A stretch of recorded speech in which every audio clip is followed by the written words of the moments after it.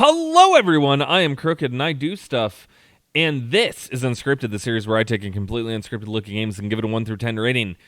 Today, we are playing the original Super Mario Brothers. Why are we playing that? Well, I'm in Super Nintendo World today, so I thought let's play a Mario game for when I'm in Mario World. You can always check out what we're doing over on my vlog channel, the Neverland Nomads, where you can see me and Fichu, getting down in Super Nintendo World.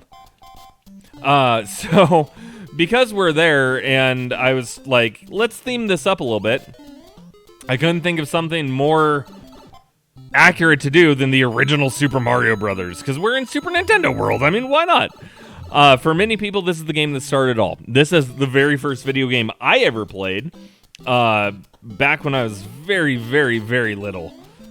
And I can't say that I'm good at it because, well, I'm not. This game is hard in a lot of ways.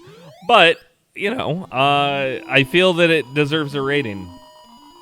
Back in the day, because there were so few games that you would actually be able to play, anyone who played this back in the day would give it clearly like a 10 out of 10, because it's like, wow, this is better than Pong.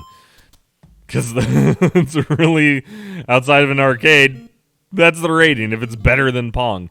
But does it hold up today? A lot of kids today do end up playing Super Mario Brothers games because, well, a lot of parents are like, I want my kid to have the same experience I had. And that's kind of how it happens. So right from the get-go, I'm going to start with graphics on this because it's for the NES. And honestly speaking, I think that Super Mario Bros. Still looks really, really good today.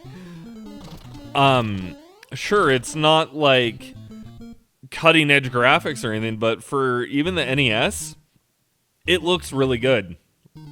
It doesn't look as good as, say, Super Mario Bros. 3, but it still looks good. And it had secrets, just like the other games. This was mind-blowing for me as a kid because I'm like, wow, there's secrets in a video game? And it was one that we could find really, really easily. Because you've played it for so much, and then you're like, I wonder why this is set up so that you can hop on top of the area, and then you break through the blocks. And it just worked out really, really well. You can clearly tell what all the enemies are, and they're all iconic enough designs that, well... They still use a lot of these designs, and even though the piranha plants aren't green anymore, they're red. But that's okay. So graphics-wise, game looks great. In terms of gameplay, it plays really, really well. The problem is that you let go of the controls and you're sliding. Slip, sliding Mario is basically the name of this game. And it can cause jumps to be really, really difficult to get done properly because you're jumping and crap like that happens where I held down jump and I went nowhere and I just died. If there's any weak point in this game, it's definitely the controls being slippy, slidey, and just really frustrating at a lot of times when they really shouldn't be. I'm gonna try this jump again. So yeah, it just, oh my god, it's basically death if you have to use a trampoline jump, and I don't know why it just doesn't work right. I tried jumping normally. I tried a lot, and everything falls apart if you don't have the fire flower, which is a really, really bad thing. It's frustrating as heck, and then you game over, and guess what? You start from the beginning, no matter what. No continues, none of that. So a weak point, definitely controls, without a doubt. Sound! They use the same sounds from this game in every single Mario game, from this one all the way to Super Mario Bros. Wonder. Super Mario Bros. Wonder is the first one where they change up the sounds, where it's not the same brick breaking sound, it's not the same jump sound. It's not the same coin sound. None of it's the same. But prior to that, it's all been the same for 40 years, basically. And that's lasting. You're not going to get better than that at all. So this game is kind of weird addressing it today because it's so iconic and everyone has memories of it. So trying to take any sort of an unbiased view at it, some sort of favoritism comes in. For someone who's never played it, especially with modern day controls, they're going to wonder, like, why did people like this? And the game is not easy at all because of the controls. There's a lot of different things you can do to get infinite lives. There's a lot of different glitches you can do. If you don't know about any of it, though, it makes the game even harder than it is normally. And I'm sure there's going to be someone who comes along, because there was someone before who came along and was like, you need to do more research for the game.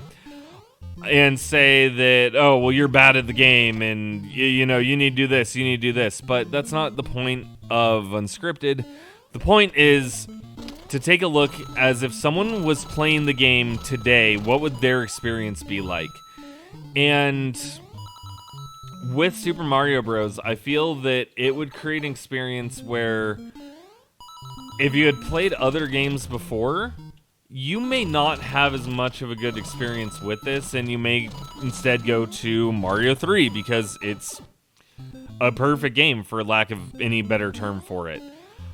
Whereas this one, it has enough frustration points in it where you might not really enjoy your time. And it's almost always because of the controls.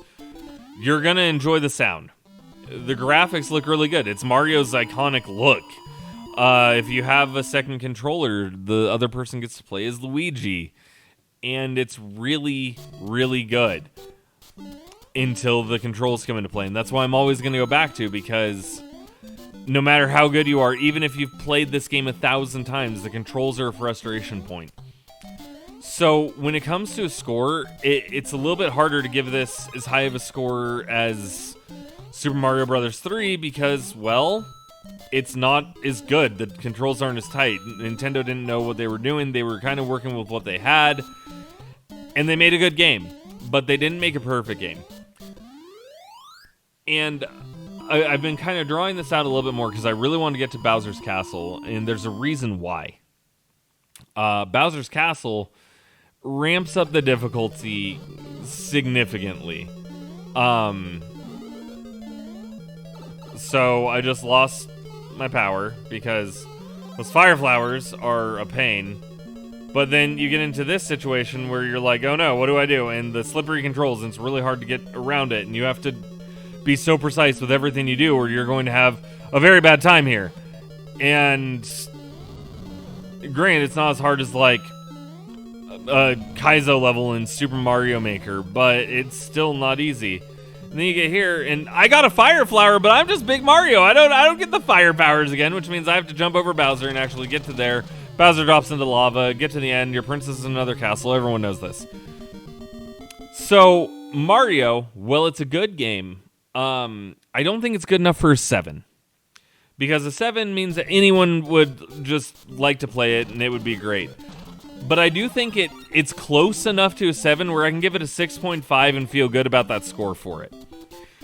Because it does a lot right, and the controls for the time were, as good as you can get.